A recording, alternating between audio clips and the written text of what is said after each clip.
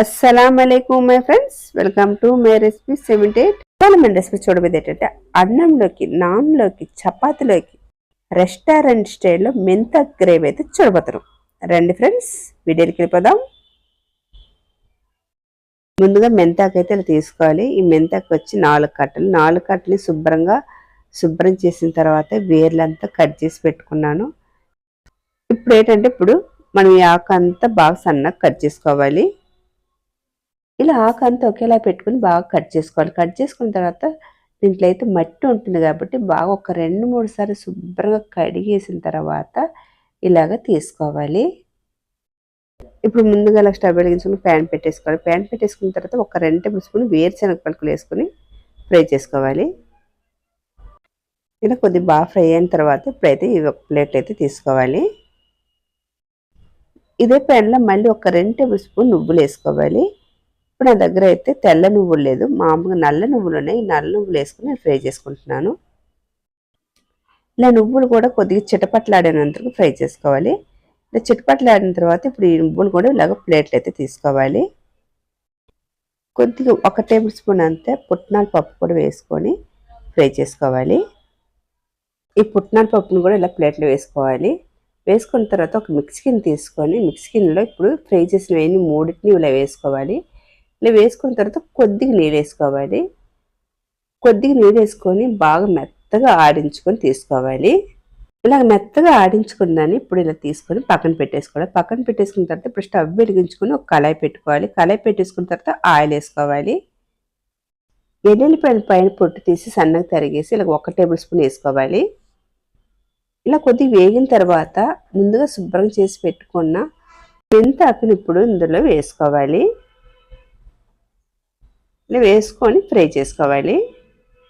మెంతాకు నుంచి కొద్దిగా నీళ్ళంతా వచ్చి ఇంకిపోయినంత ఫ్రై చేసుకోవాలి. ఇందులో కొద్దిగా సాల్ట్ వేసుకోవాలి. ఇప్పుడు ఇలా బాగా వేగిన తర్వాత ఇప్పుడు మెంతాకును ప్లేట్లు అయితే తీసేయాలి. ఇలా ఆకునంతా ఇలాగా శుభ్రంగా తీసేయాలి.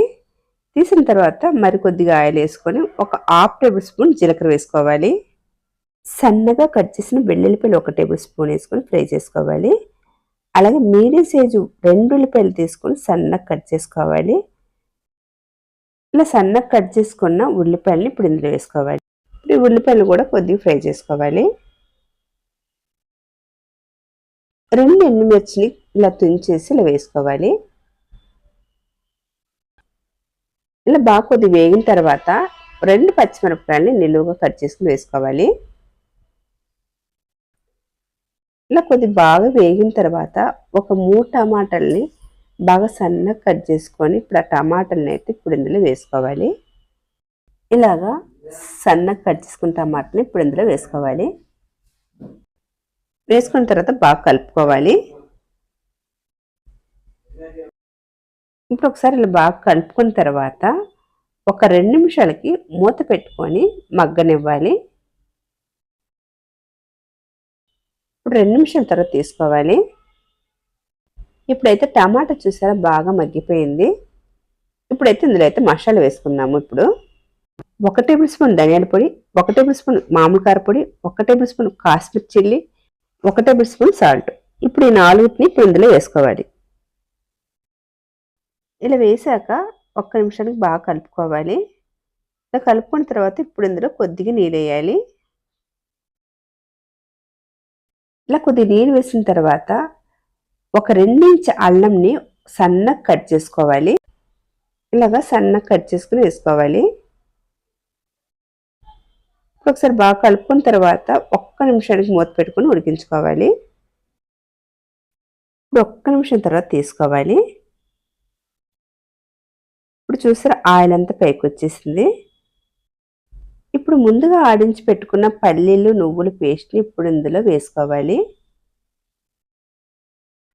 ఇలా పేస్ట్ వేసిన తర్వాత ఇప్పుడైతే 1 గ్లాస్ అంతా నీళ్ళు వేసుకోవాలి. నీళ్ళు వేసుకున్న తర్వాత ఇప్పుడైతే బాగా కలుపుకోవాలి. మూత పెట్టకుండానే ఇలాగనే ఒక 2 నిమిషాల్లోనే ఉడికిపోతుంది.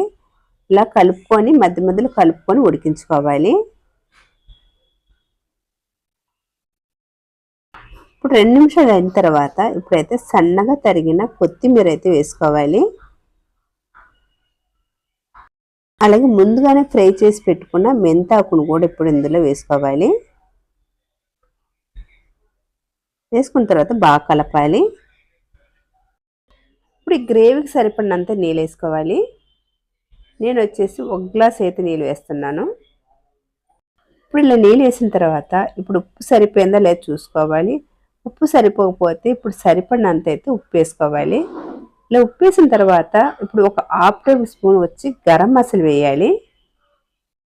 ఇప్పుడు ఇలా గరం మసాలా వేసాక మంట వచ్చి హైలో పెట్టేసి ఒక 3 నిమిషాలకి ఇలా మూత పెట్టుకొని ఉడికించుకోవాలి. ఇప్పుడైతే 3 నిమిషాలు అయిపోయింది. 3 నిమిషాల తర్వాత చూద్దాము. లాస్ట్ అండ్ ఫైనల్గా కొద్ది కస్తూరి మేతి వేసాక ఇలా ఒక 2 టేబుల్ స్పూన్ వచ్చి నెయ్యి వేసుకోవాలి. నేను కస్తూరి మేతి వేసేటప్పుడు అయితే వీడియో అయితే సిప్ అయిపోయింది. అలాగే ఈ మెంతి కర్రీ అయితే చాలా బాగుంటుంది. అన్నంలోకి, చపాతీలోకి, నాన్లోకి చాలా టేస్ట్గా ఉంటుంది. అలాగే ఈ రెసిపీ కనుక మీకు నచ్చితే కనుక మీ ఫ్రెండ్స్ అండ్ ఫ్యామిలీకి షేర్ చేయండి. అలాగే లైక్ చేయండి, షేర్ చేయండి, సబ్స్క్రైబ్ చేసుకోండి. చూసేవారైతే ఒక లైక్ అయితే కొట్టేయండి. బాయ్ ఫ్రెండ్స్, మరొక వీడియోలో మళ్ళీ కలుద్దాం. బాయ్.